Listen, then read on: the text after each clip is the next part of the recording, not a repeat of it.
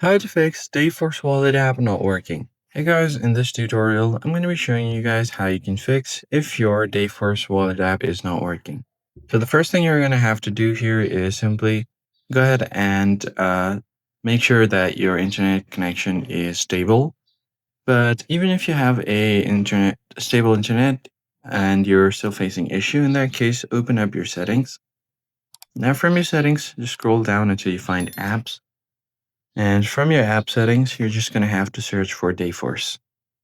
Scroll down a bit and then find Dayforce, tap on it, go to storage, and then you're going to have to clear cache first. And if you want, you could also try to clear data. What it does is it will completely refresh the app as if you've uninstalled and reinstalled the app. And go to permissions, make sure all of these permissions are allowed for the app to run smoothly. And finally, once you go to set as default in the app, make sure to clear any defaults if you have it. And finally, you could just go ahead and go to battery and then make sure it's on optimize or unrestricted. Now just go back and restart your phone and try to open up the app again and it should start working. That's it for this video. I hope it was helpful. I'll catch you on the next one.